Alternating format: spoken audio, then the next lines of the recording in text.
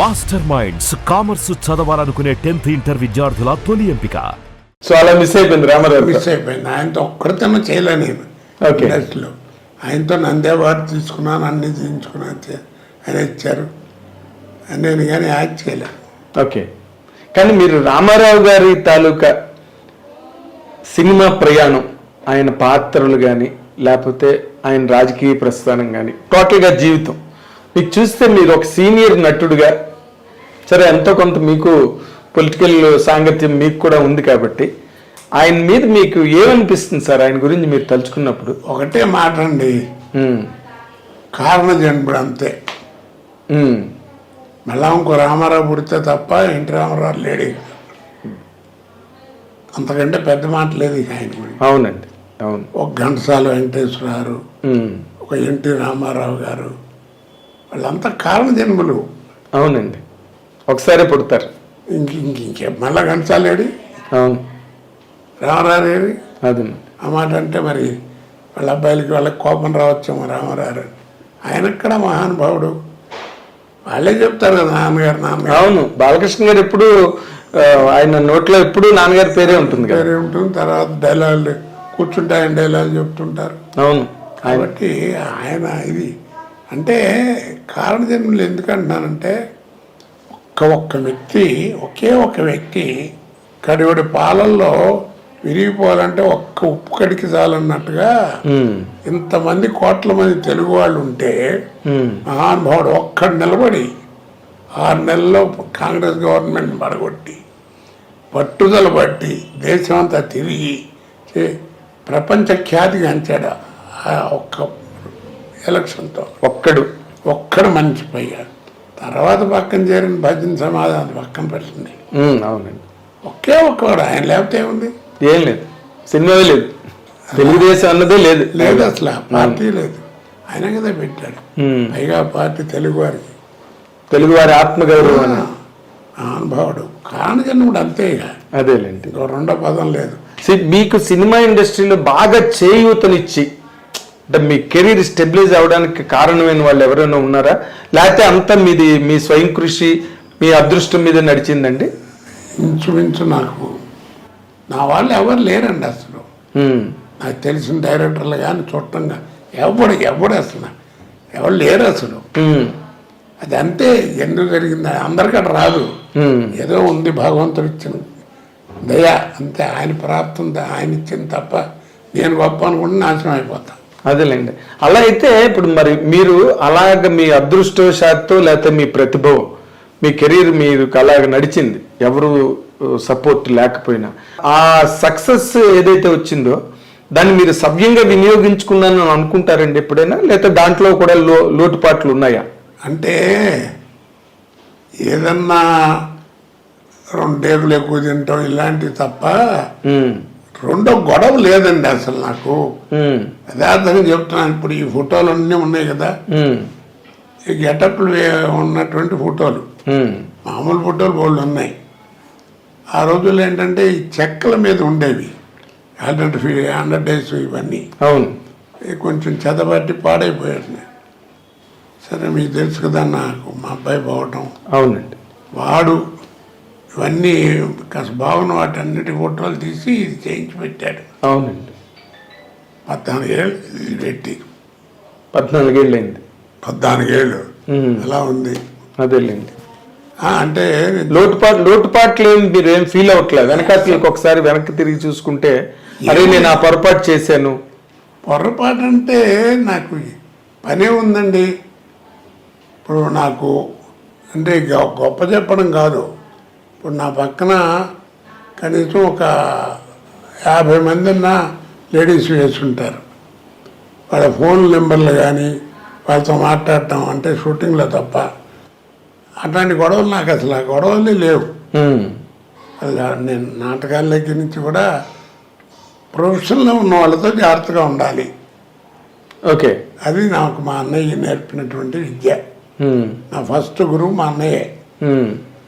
రే తోటి కళాకారుడు ఎవరైనా సరే నిత్య చేసేవాళ్ళు, ముఖ్యంగా ఆడవాళ్ళు ఉంటే చాలా జాగ్రత్తగా ఉండాలి, లేకపోతే కెరియర్ పాడైపోద్ది అనేవారు.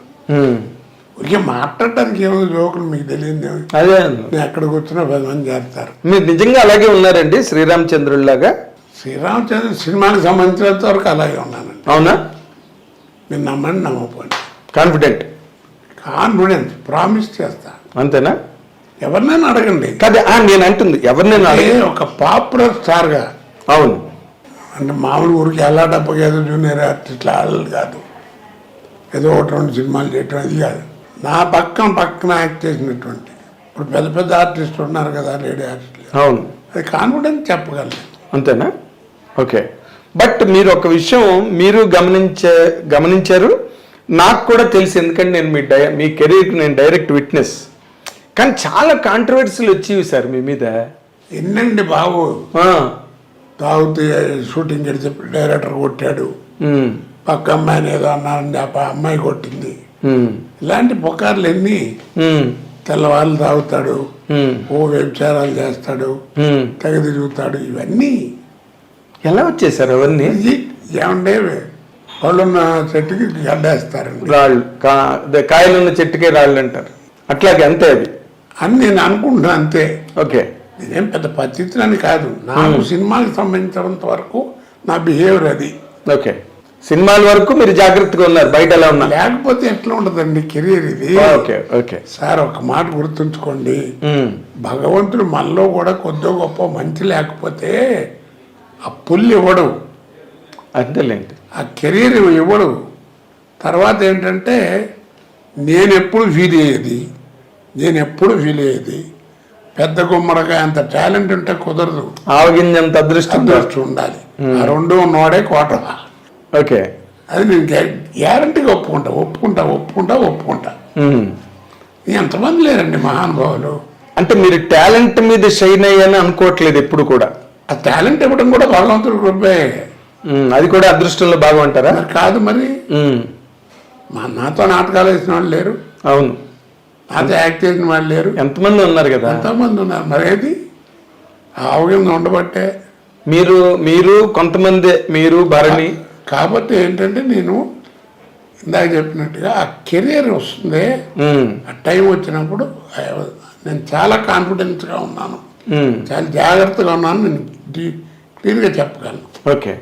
అంటే ఇప్పుడు ఎంత లేదన్నా ఇప్పుడు ఇవాళంటే ఛానల్స్ ఇవన్నీ వచ్చినాయి అనుకోండి, ఆ రోజుల్లో అయినా తోటి వాళ్ళన్నా అడుగుతారు కదా, ఏంటో రాత్రి ఏంటంటే జరిగిందంట, అటు జరిగిందంట అని, లేకపోతే ఆడుకొట్టాయంట, లేకపోతే ఇది అన్నారట, నేను తాగిళ్ళామంటే ఇట్లాంటి అడుగుతారు కదా. అవును. రోజు వాళ్ళని చెప్పండి. చర్చ అయితే జరుగుతుంది కదా. జరుగుతుంది. అవును. ఒకసారి మాత్రం పర్లేదు అనుకుంటాను, చెప్పండి, అన్ని ఓపెన్ అయిపోతున్నాయి ఇవాళ రేపు. నువ్వు ఏం పర్లేదు, ఏముంటుంది, ప్రతిదీ మాట్లాడుతున్నా బయటకు వచ్చి. ఓ రోజు మధ్యాహ్నం దాకా నీకు షూటింగ్ లేదన్నారు. సరే అని చెప్పి ఖాళీ అని కూర్చున్నా. చచ్చిపోయి అన్నాడు ఎంఎస్ నారాయణ.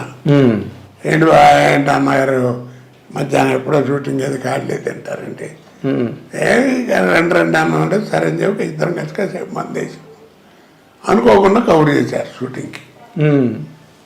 చిరంజీవి గారు క్యాకులు ఇచ్చాడు, బుద్ధి లేదా వెళ్ళని ఇంత క్యారియర్ ఉన్నవాడు నీకు పాలు పుడతాయి రావడం ఏంటని ఇట్లా. మరి నిజమే కదా, తప్పు కదా. ఏ సినిమా అండి అది? జ్ఞాపకం లేదు నాకు. చిరంజీవి గారి కాంబినేషన్ ఆ సినిమా కాదనుకుంటాను. బట్ ఆయనకి తెలిసి కేకలేసారు మీ మీద? కేకలేసారు అనుకుంటా. అట్లాంటిది అది మొత్తానికి ఆయన కేకలేయడం జరిగింది. అంటే మంచిగా, అదేలేండి, మంచి ఆర్టిస్ట్ నువ్వు, కెరియర్ పాడవుతుంది, ఏంటిది 10 మంది చెప్పుకుంటే ఎంత అసహ్యంగా ఉంటుంది అని కేకలేసాడు. అదే మీ అభివృద్ధిని ఆశించి చెప్పిన. అంటే మొదటి నుంచి బాగా.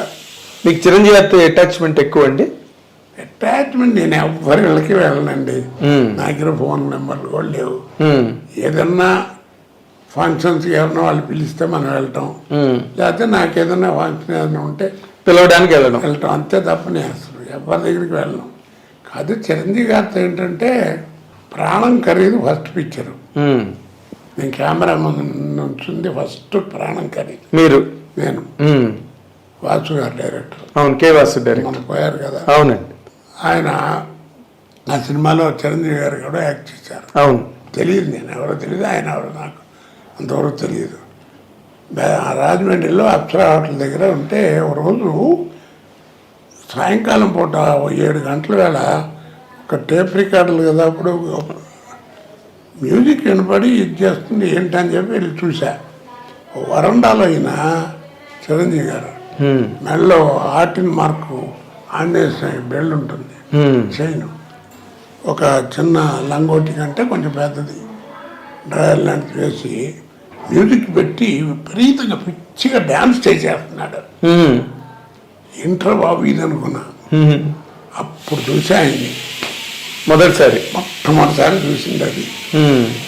అంటే ఎంత శ్రమ పడాలి ఆర్టిస్ట్ అంటే, సినిమాల్లో ఎంత పడతారని తెలిసి వచ్చింది నాకు. ఓకే. అప్పటి నుంచి ఆ తర్వాత ఆ సినిమాలు అప్పుడప్పుడు మాట్లాడడం, తర్వాత నేను కూడా యాక్ట్ చేశానండి ఆ సినిమాలంటే అలాగా ఆయన అంటాం.